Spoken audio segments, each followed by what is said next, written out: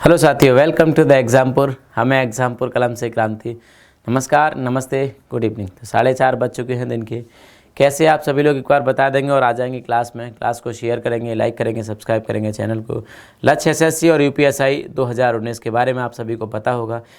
अरे भाई, अभी तक अगर आप परचेज नहीं किया है तो क्यों नहीं कर रहे हो आप लोग? भाई जल्दी से कर लो यार, फिर टाइम निकलता जा रहा है। आपके लिए इतने प्राइस कम किए गए थे, आपने तब नहीं खरीदा। अब तो परचेज कर लीजिए। चले कर लेंगे ना? हाँ जी, क्योंकि तैयारी अगर करनी है तो फिर पूरे मन के साथ करिए। बिना मन के या अधूरे मन से कोई फ़ायदा नहीं है तैयारी का। ठीक है, चलिए तो हम लोग आज क्वेश्चंस करते हैं। आप सभी को पता है कि ये भी हमारे इंपॉर्टेंट क्वेश्चंस का सेशन है पॉलिटी का, जिसमें हम एनटीपीसी और ग्रुप डी के लिए तैयारी ज़बरदस्त कर रहे हैं। एक एक क्वेश्चन की गारंटी है कि एक एक क्वेश्चन हमारे इन क्लासेस से आएगा। ठीक है, और बहुत इजी क्वेश्चन आएंगे। इजी इसलिए क्योंकि मैंने आपको इतनी बार और इतने अच्छे से इन चीज़ों को समझाया है। ठीक है, चलिए तो पहला क्वेश्चन हम लोग देखते हैं। पहला क्वेश्चन है आपकी स्क्रीन पर, मैं लगाता हूँ। पहला है आपकी स्क्रीन पर। हाँ जी, पहला क्वेश्चन है आपकी स्क्रीन पर। भारतीय संविधान में किस अनुच्छेद के तहत सर्वोच्च न्यायालय भारतीय नागरिकों के मौलिक अधिकारों की सुरक्षा करता है? पूछ रहा है भारतीय संविधान में, अर्थात हमारे कॉन्स्टिट्यूशन में ऐसी व्यवस्था कहाँ की गई है जिसके माध्यम से सर्वोच्च न्यायालय अर्थात सुप्रीम कोर्ट भारतीय नागरिकों के अर्थात हम लोगों के मौलिक अधिकारों की सुरक्षा करता है। क्या करता है? मौलिक अधिकारों की सुरक्षा करता है। मौलिक अधिकारों की सुरक्षा करता है। तो आपने बताना है कि ऐसी व्यवस्था कहाँ की गई है। ठीक है, ऐसी व्यवस्था कहाँ की गई है? तो आर्टिकल 74 में, आर्टिकल 56 में, आर्टिकल 16 में। 74 में प्रधानमंत्री और मंत्रिपरिषद की नियुक्ति के बारे में है। 56 राष्ट्रपति की पदावधि के बारे में है। 57 की बात करें, 16 की बात करें तो 16 आपके लोक नियोजन में अफसर की क्षमता के बारे में है। और आर्टिकल 32 हमारा सही हो जाएगा। क्या हो जाएगा? आर्टिकल 32 सही हो जाएगा, जहां पर right to remedies of the constitution, मतलब संवैधानिक उपचारों के अधिकार मिला हुआ है। अगर कोई भी अधिकार, मौलिक अधिकार हमारे छीने जाते हैं या छीने जाने की कोशिश की जाती है या फिर उनके उलट किसी अन्य कानून को बनाया जाता है तो सुप्रीम कोर्ट हमारी रक्षा करेगा। सुप्रीम कोर्ट हमारी रक्षा करेगा आर्टिकल 32 के माध्यम से। और आर्टिकल 226 के माध्यम से हमारा उच्च न्यायालय अर्थात हाई कोर्ट हमारी रक्षा करेगा। ठीक है, चलिए अगले क्वेश्चन की तरफ हम लोग चलते हैं। तो इसका राइट आंसर क्या हो जाएगा? राइट आंसर इसका होगा हमारा 32। 32 क्या होगा? हमारा सही जवाब होगा। 32 क्या होगा? सही जवाब होगा। इस 32 को डॉक्टर भीमराव अंबेडकर ने कुछ कहा है, और जो कहा है आप इस वीडियो के नीचे कमेंट करके बताएंगे कि इसको डॉक्टर भीमराव अंबेडकर ने क्या कहा है, इसके किस चीज़ की संज्ञा दी है। ये सीधा सीधा क्वेश्चन पूछा जाता है, तो आप सभी लोग बताएंगे। कल की क्लास में मैं आपको बताऊँगा। ठीक है, तो ये था आपका पहला क्वेश्चन, जिसका राइट आंसर हो जाएगा 32। अगले क्वेश्चन की बात हम लोग करते हैं।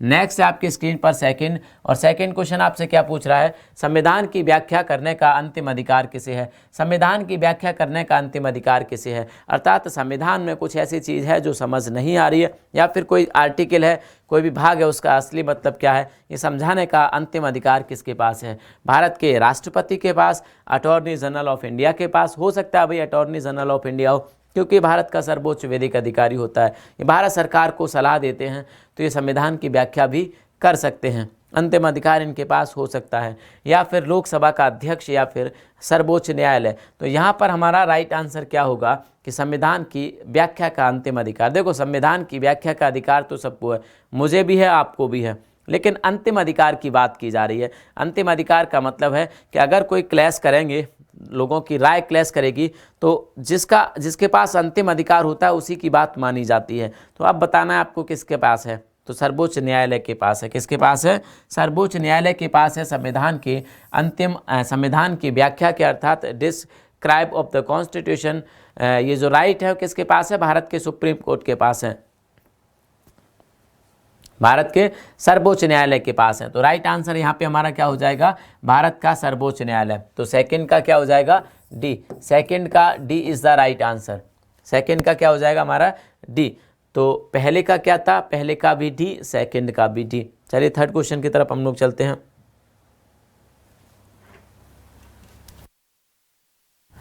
थर्ड है आपकी स्क्रीन पर, भारत के पंचायती राज हाँ जी, भारत के पंचायती राज का वास्तुकार अर्थात शिल्पी अर्थात आर्किटेक्ट किसे कहा जाता है? भारत में पंचायती राज, अब भाई जिसके कहने से भारत में पंचायती राज शुरू हुआ होगा उसी को भारत में पंचायती राज का शिल्पकार या शिल्पी या आर्किटेक्ट कहा जाएगा। तो कब हुआ था भारत में पंचायती राज शुरू? ये शुरू हुआ था भाई साहब 2 अक्टूबर 1959 को। कब हुआ था? 2 अक्टूबर 1959 को। 2 अक्टूबर 1959 को भारत में पंचायती राज की शुरुआत हुई थी। 2 अक्टूबर 1959 को भारत में पंचायती राज की शुरुआत हुई थी। भारत के प्रधानमंत्री जवाहरलाल नेहरू जी गए थे नागौर ज़िले के, राजस्थान के नागौर ज़िले के वगदरी गांव में, वहां पर उन्होंने इसकी शुरुआत की। और इससे पहले कमेटी बनाई गई थी जिसका नाम था BR मेहता, बलवंत राय मेहता कमेटी। तो इन्हीं बलवंत राय मेहता कमेटी की रिकमेंडेशन पर भारत में पंचायती राज को शुरू किया गया था और इसीलिए इनको भारत में शिल्पी कहा जाता है या आर्किटेक्ट कहा जाता है। कहाँ है भाई? ढूंढ लो BR मेहता को। मिल गए भाई साहब BR मेहता अर्थात बलवंत राय मेहता मिल चुके हैं हमारे पास। ए ऑप्शन पे बलवंत राय मेहता ही बैठे हैं, VR मेहता बैठे हैं। तो राइट आंसर क्या हो जाएगा? VR मेहता। इन BR मेहता साहब ने पंचायत के 3 स्तरीय 3 टायर पंचायत की सिफारिश की थी। कितने टायर? 3 स्तरीय पंचायत की सिफारिश भी की थी और बहुत सारे राज्यों में वर्तमान में 3 स्तरीय ही पंचायत है। चलिए अगले क्वेश्चन की तरफ हम लोग चलते हैं। तो इसीलिए इनको क्या कहा जाता है? भारत में पंचायत का शिल्पी कहा जाता है। ठीक है, अगला क्वेश्चन आपकी स्क्रीन पर। नेक्स्ट,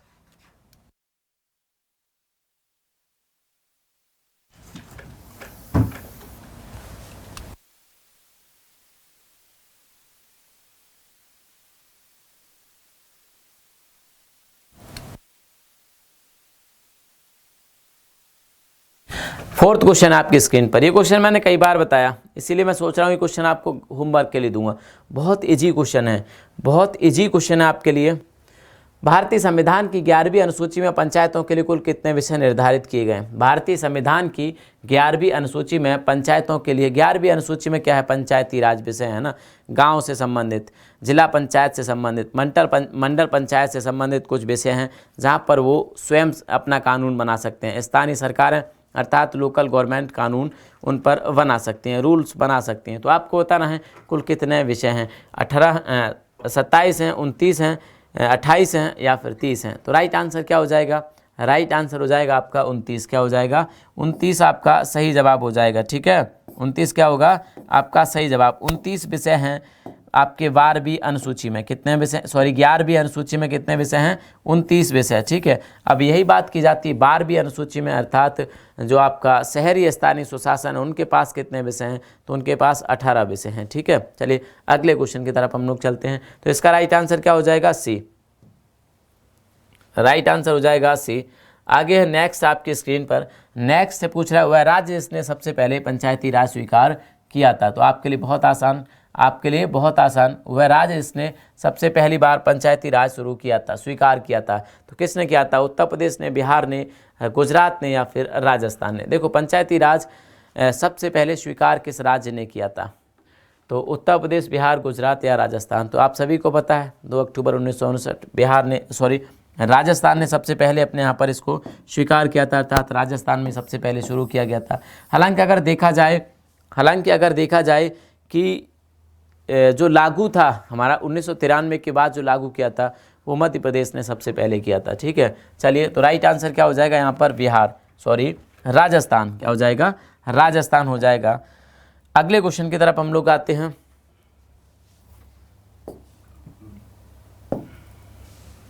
हाँ जी, अगले क्वेश्चन पे हम लोग आते हैं। अगला क्वेश्चन हो जाएगा आपका, पूछ रहा है आपसे, क्या पूछ रहा है पढ़ लेते हैं इसको।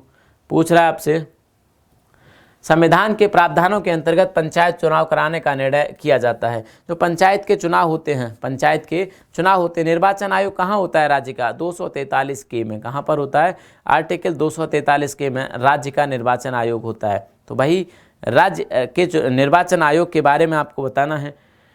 संविधान के प्रावधानों के अंतर्गत पंचायत चुनाव कराने का निर्णय किया जाता है। किसके द्वारा किया जाता है? केंद्र सरकार के द्वारा, राज्य सरकार के द्वारा, भारत के चुनाव आयोग द्वारा। चुनाव आयोग है, योग नहीं है। ठीक है, यह आयोग होगा यहाँ पर भारत के चुनाव आयोग द्वारा या फिर भारत के चुनाव आयोग द्वारा या फिर राज्य चुनाव आयोग द्वारा। तो राइट आंसर हो जाएगा आपका राज्य के चुनाव आयोग द्वारा पंचायत चुनाव कराने का निर्णय किया जाता है। ठीक है,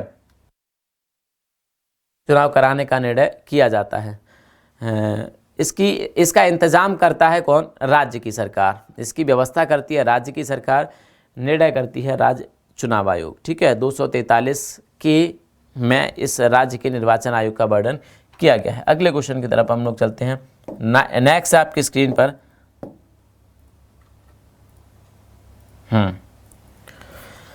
नेक्स्ट है 7वां क्वेश्चन आपकी स्क्रीन पर। जिस समिति के अनुशंसा पर देश में पंचायती राज लागू किया गया उसके सदस्य थे, उसके प्रमुख थे, तो बलवंत राय मेहता समिति की सिफारिश पर ही देश में पंचायती राज लागू हुआ। आपके कमेंट्स का वेट क्या करना जब रिकॉर्डेड सेशन है, तो मैं आपको बस सिखाना चाहता हूँ, रिकॉर्डेड सेशन है तो कमेंट तो आप कर ही रहे होंगे, कर भी सकते हैं। और वैसे भी ये क्लास रात के 5:18 पे अभी रिकॉर्ड हो रही है, सोए नहीं है रात में, पूरी में आपके लिए क्लास रिकॉर्ड करनी थी। कुछ करंट अफेयर की क्लास भी रिकॉर्ड की हैं, तो अब आगे से जो कल की क्लास होगी वो लाइव क्लास होगी, क्योंकि छुट्टी हमारी समाप्त हो जाती हैं आज के दिन, मंगल के दिन है ना, ट्यूसडे के दिन। तो चलिए क्वेश्चन पढ़ते हैं। जिस समिति की अनुशंसा पर देश में पंचायती राज लागू किया गया उसके सदस्य कौन थे? तो देश में पंचायती राज देखो लागू तो हुआ यार, मतलब संवैधानिक तरीके से 1993 में, और ये 1993 में, लेकिन ये 1993 की बात नहीं कर रहे, ये बात कर रहे हैं जब देश में पंचायती राज शुरू हुआ था। जब देश में पंचायती राज शुरू हुआ था उस समय की बात कर रहे हैं। तो देश में पंचायती राज जब शुरू किया गया था तो उसके प्रमुख सदस्य थे। तो यहाँ पर हमें एक ही लोग मिलते हैं, वो है बलवंत राय मेहता। कौन मिलते हैं? बलवंत राय मेहता। इन बलवंत राय मेहता की जगह हो सकते थे आपके कि लक्ष्मीमल सिंगल दे दिया जाता, तो भी वह आंसर सही हो जाता, क्योंकि लागू उनकी सिफारिश के बाद भी किया गया था, क्योंकि उन्होंने कहा था कि इसको संवैधानिक दर्जा दे दिया जाना चाहिए। तो लक्ष्मीमल सिंघवी की समिति के आधार पर उसको कहा, राजीव गांधी ने उसको संवैधानिक दर्जा देने की कोशिश की थी, हालांकि वो असफल साबित हुए थे। यहाँ पर हमारा राइट आंसर हो जाएगा वी.आर. मेहता। क्या हो जाएगा? बलवंत राय मेहता, वी.आर. मेहता। 1957 में इनकी कमेटी बनी थी।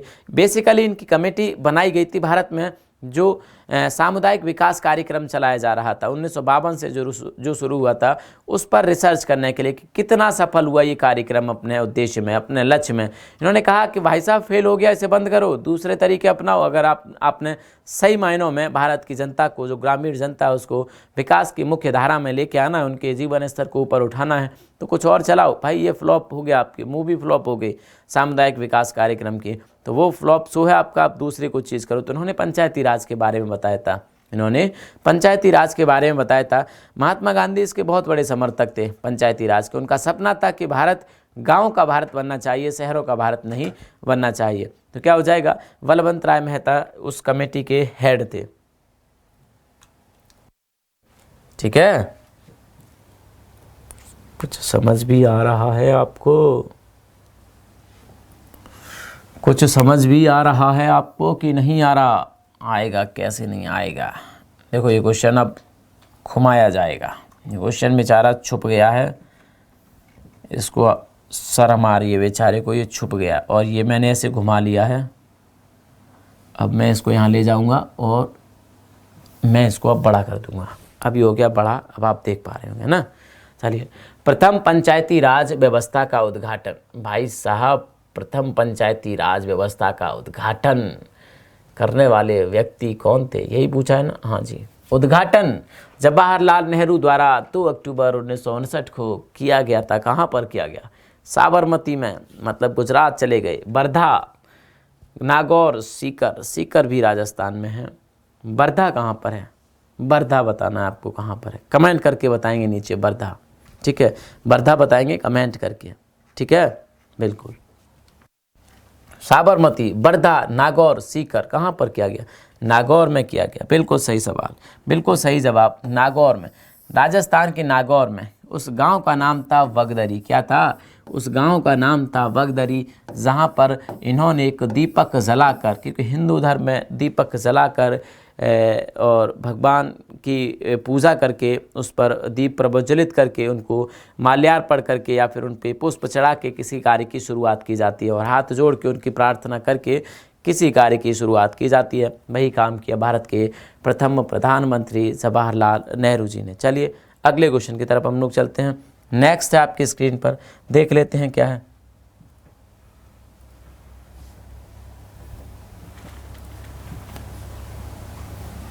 9वां क्वेश्चन, यदि पंचायत भंग होती है तो किस अवधि के अंदर निर्वाचित होंगी दोबारा।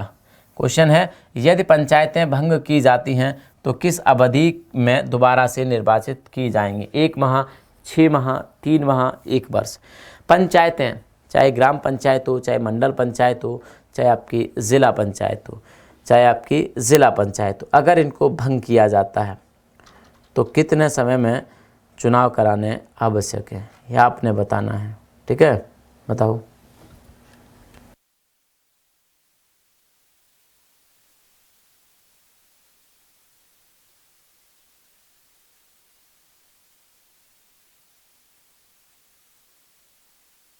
नहीं बता रहे आप, आपको पता है हमारी कमज़ोरी, और कमज़ोरी ये है कि हम कमेंट नहीं पढ़ पा रहे हैं आपकी, है ना, तो आप नहीं बताओगे। नाम तो बोल सकता हूँ ऐसा, मैं 50-60 कम से कम नाम तो मुझे याद है आप लोगों के, बट ये मैं नहीं बोलना चाह रहा है ना, मैं ऐसे ही क्यों नाम बोलूँ, नहीं बोलेंगे, कल बोलेंगे हम आपके नाम। ठीक है, बताइए। राइट आंसर हो जाएगा आपका 6 महीने। कितने? 6 महीने में ये चुनाव कराने ज़रूरी होते हैं, क्योंकि इनको संवैधानिक दर्जा दिया जा चुका है, और जिस चीज़ का जिक्र संविधान में किया जाए, अर्थात जिसको संवैधानिक दर्जा दे दिया जाए, उसको आप टाल नहीं सकते। कोई भी राज्य की सरकार है या कोई भी देश की सरकार, हमारे देश की सरकार कोई भी हो, चाहे किसी भी पार्टी की हो, संवैधानिक जो तरीके हैं, संवैधानिक प्रावधान हैं, उनके उलट काम नहीं कर सकते। संविधान सर्वोच्च है हमारे देश में। हमारे देश में क्या है? संविधान सर्वोच्च है। संविधान के अनुसार ही देश चलेगा, राज्य की सरकारें चलेंगी। चूँकि संविधान में अनुसूची 11 और 12 जोड़ा गया है, भाग 9 में बहुत सारे प्रावधान किए गए हैं। तो जब हमारे संविधान में ये सब लिखा है तो सरकारें फिर इनको टाल नहीं सकती। 6 महीने में आपको चुनाव कराने पड़ेंगे। ठीक है, 6 महीने में चुनाव कराने पड़ेंगे। अगले क्वेश्चन की तरफ हम लोग चलते हैं।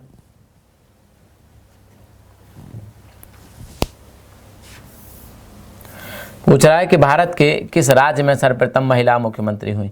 भारत के किस राज्य में सर्वप्रथम महिला मुख्यमंत्री हुई? तो भाई साहब एक बात याद रख लो, गांठ बांध लो, अपनी जेब में रख लो गांठ बांध के, कि भारत में चाहे तो मुख्यमंत्री की बात की जाए और चाहे राज्यपाल की बात की जाए, दोनों ही उत्तर प्रदेश में हुई थी। मुख्यमंत्री सुचेता कृपलानी 1963 में, आचार्य जे बी कृपलानी की पत्नी 1952 में नई दिल्ली से ताल ठोकी लोकसभा में और चुनी गई। कौन? सुचेता कृपलानी। मुंबई में इनका जन्म हुआ और 1963 में यूपी की चीफ मिनिस्टर बनी। तो सुचेता कृपलानी उत्तर प्रदेश से। राइट आंसर यहाँ पे उत्तर प्रदेश हो जाएगा। दूसरा आपका क्या हो जाएगा? गवर्नर की अगर हम लोग बात करें तो भी उत्तर प्रदेश का नंबर आता है। संयुक्त प्रांत 1947 में वहाँ की गवर्नर बनी थी कौन? सरोजनी नायडू। कौन बनी थी? सरोजनी नायडू। वही सरोजनी नायडू जो 1925 में कांग्रेस की कानपुर अधिवेशन में अध्यक्ष बनी थी। 1925 में कानपुर अधिवेशन की अध्यक्ष बनी थी। ठीक है, तो क्या हो जाएगा? दोनों ही मामलों में, चाहे आपका गवर्नर हो और चाहे आपके चीफ मिनिस्टर हो, दोनों ही मामलों में आपके उत्तर प्रदेश का ही नाम आना चाहिए। तो राइट आंसर क्या हो जाएगा? उत्तर प्रदेश। क्या हो जाएगा? राइट आंसर आपका उत्तर प्रदेश हो जाएगा। ठीक है, उत्तर प्रदेश। अगले क्वेश्चन की तरफ हम लोग चलते हैं। नेक्स्ट है आपकी स्क्रीन पर आपका क्वेश्चन। मिल चुका मुझे क्वेश्चन और मैं क्वेश्चन लगा रहा हूँ। आपसे पूछ रहा है क्वेश्चन, विधानसभा के सदस्य के लिए न्यूनतम आयु कितनी होनी चाहिए? अगर आप विधानसभा का चुनाव लड़ना चाहते हैं, अर्थात आप उत्तर प्रदेश की विधानसभा में जाना चाहते हैं या फिर मध्य प्रदेश की विधानसभा में जाना चाहते हैं, वर्तमान में या पिछले दिनों 21 अक्टूबर को आपके हरियाणा के चुनाव हुए थे, हरियाणा की विधानसभा के, महाराष्ट्र की विधानसभा के चुनाव हुए, कुछ एक राज्यों में जैसे कि एमपी में और यूपी में और 1-2 राज्यों में और आपके उपचुनाव हुए। तो इन राज्यों की विधानसभा में अगर आप चुने जाना चाहते हैं तो आपकी आयु मिनिमम कितनी होनी चाहिए? तो ये राइट आंसर क्या हो जाएगा? राइट आंसर हो जाएगा आपका 25 वर्ष। आपको कम से कम 25 वर्ष का होना चाहिए। फिर चाहे आप लोकसभा का चुनाव भी लड़ना चाहते हैं तो लड़ सकते हैं अगर आपकी उम्र 25 वर्ष की है। ठीक है, तो 25 वर्ष हमारा सही जवाब हो जाएगा। अगले क्वेश्चन की तरफ हम लोग चलते हैं। अगला है आपकी स्क्रीन पर नेक्स्ट। ठीक है, नेक्स्ट है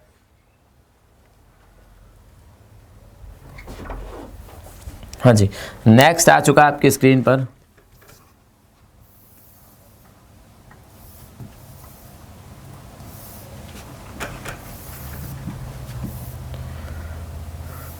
नेक्स्ट, राज्य विधानसभा में कोई भी धन विधेयक पुनर्स्थापित नहीं किया जा सकता वगैरह। राज्य की विधानसभा में कोई भी मनी बिल रखा जाना है। देखो लोकसभा में तो संसद में रखा जाता है, तो पहले तो रखा जाएगा लोकसभा में और उसकी अनुमति लेनी पड़ती है भारत के राष्ट्रपति से। लेकिन यहाँ पूछ रहा है कि राज्य की विधानसभा में रखा जाए तो किसकी अनुमति की जरूरत पड़ती है?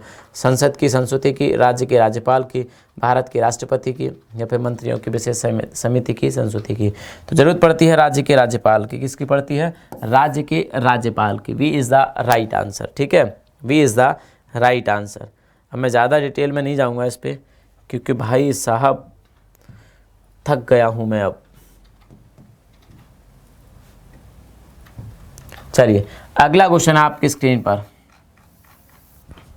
नए राज्य के गठन की शक्ति किसमें निहित होती है? नए राज्य की गठन की शक्ति किसमें निहित होती है? संसद में, राष्ट्रपति में, मंत्रिपरिषद में, या फिर राज्य पुनर्गठन आयोग में, स्टेट रीऑर्गेनाइजेशन कमीशन में? जैसे कि फजल अली आयोग बना था हमारे देश में। कौन सा बना था? फजल अली आयोग 1953। याद है? नहीं याद है? याद कर लो। नहीं याद है तो जिसके अध्यक्ष कौन थे? फजल अली। के.एम. पनिक्कर और हृदयनाथ कुंजरू दूसरे सदस्य थे। याद है? नहीं याद है? इन्होंने अपनी रिपोर्ट कब सौंपी थी? 1955 में। आपको इसका जवाब बताना है। नए राज्य के, जैसे नए राज्य के गठन, जैसे हम कर्व आउट कहते हैं। क्या कहते हैं? किसी नए राज्य के गठन की बात की जाए, इंग्लिश में बोले तो उसे कर्व आउट कहते हैं। तो आपको बताना है, अगर कोई नया राज्य बनाना है तो संसद की ज़रूरत पड़ेगी, राष्ट्रपति बना सकते हैं, या फिर मंत्रिपरिषद, या फिर राज्य पुनर्गठन आयोग ही बना सकता है। तो यहाँ पर आपका राइट आंसर क्या होगा? राइट आंसर होगा आपका संसद। क्या होगा? संसद आपका राइट आंसर होगा। राइट आंसर होगा। कौन होगा? संसद, पार्लियामेंट। पार्लियामेंट प्रोसेस बताऊं नहीं बताऊं? ये साधारण बहुमत से बन जाते हैं। साधारण बहुमत से बन जाते हैं। लोकसभा से पास कराओ साधारण बहुमत से। साधारण बहुमत मतलब 50% + 1। राज्यसभा से पास कराओ 50% + 1। भारत के राष्ट्रपति के से पास करा लो। राष्ट्रपति के पास तो बहुमत की ज़रूरत नहीं है ना, उन्होंने साइन करने हैं। लेकिन राष्ट्रपति चाहें तो इस विधेयक को भेज देते हैं राज्य के विधानमंडल में, स्टेट लेजिस्लेचर के पास भेज देते हैं राष्ट्रपति आमतौर पर, कि राज्य की राय जान ली जाए। राज्य की राय जान ली जाए।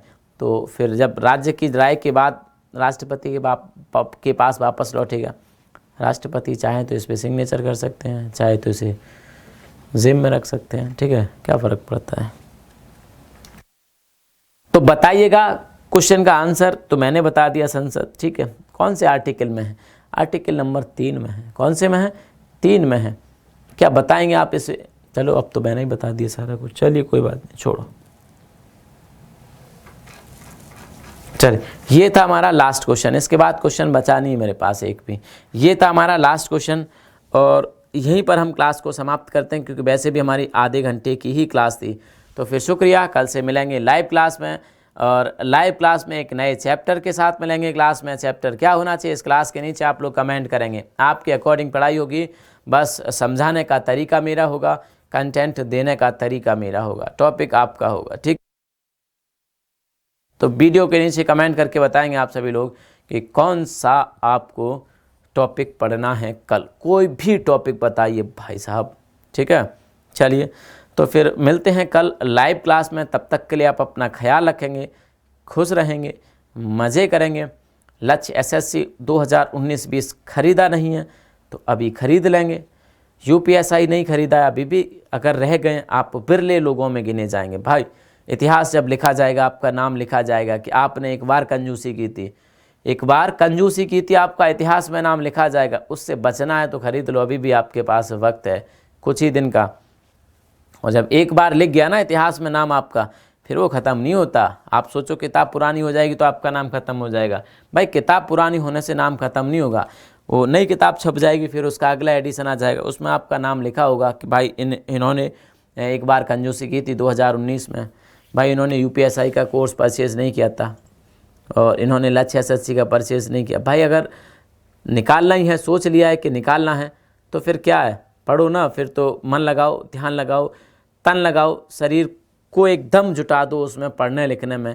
फिर चाहे जो सब्जेक्ट हो, भाई साहब रबड़ी बना दो हर सब्जेक्ट की और घोट के पी जाओ। ठीक है, चलिए तो मिलेंगे कल, फिर आगे की बात कल करेंगे। कल तक आप में से सारे लोग 100% लोगों ने एप्लीकेशन पे जाके कोर्स परचेज़ कर लेना चाहिए। पूछूंगा मैं कल, ठीक है, कल मैं आपसे पूछूंगा कि कौन रह गया। और झूठ बोलना पाप होता है, झूठ आप बोलते नहीं, आप अच्छे बच्चे हैं। किसी ने बोला ना नहीं, तो भाई साहब यहीं से फेंक के मारेंगे पेन, है ना। चलिए मजाक कर रहा था। तो थैंक यू, जय हिंद, जय भारत।